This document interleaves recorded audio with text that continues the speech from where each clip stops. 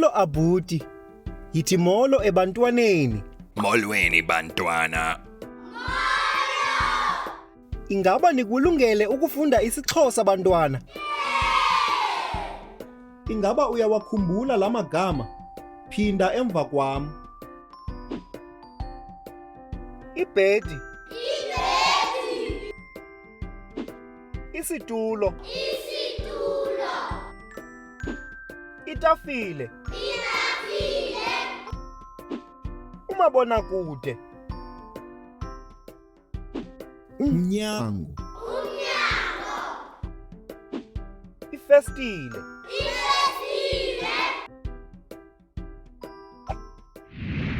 Ngoku masifunde amanye amagama amatsha. Phinda emva kwam. Ithoyilethi. Ukuhlamba. Ishawala.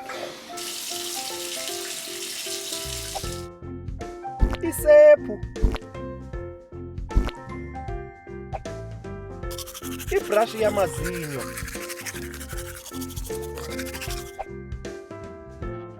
Kulungile. Ngoku lelakho ixesha. Ungayifumana inguqulelo echanekileyo?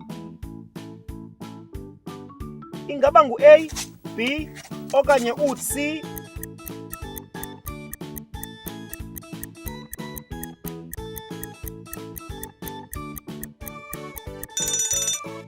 C. Ikhanucwethe. Kuleyo na. Ungayifumana inguqulelo echanekileyo? Ingaba ngu-A, B, okanye u-C?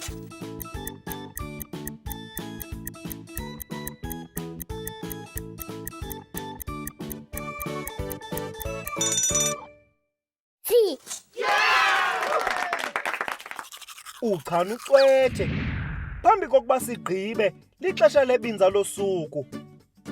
Phinda emva kwam. Ndiyaxukuxa.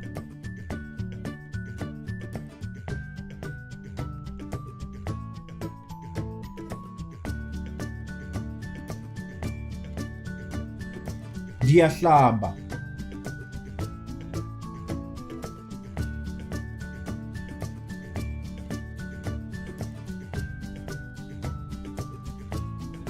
Ndihlamba iinwele zam.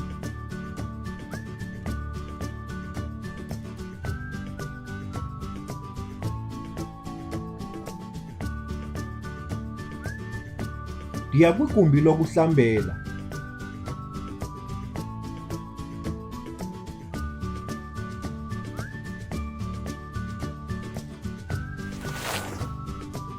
Uyabona?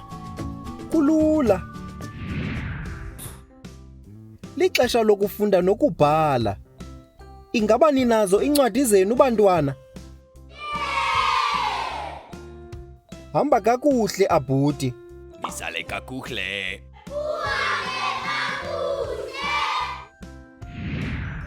Siza kubonana kwixesha elizayo. You can also visit our website to see what other language learning materials we have to offer.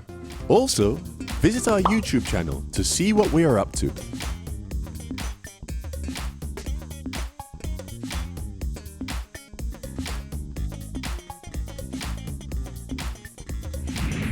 Abuti!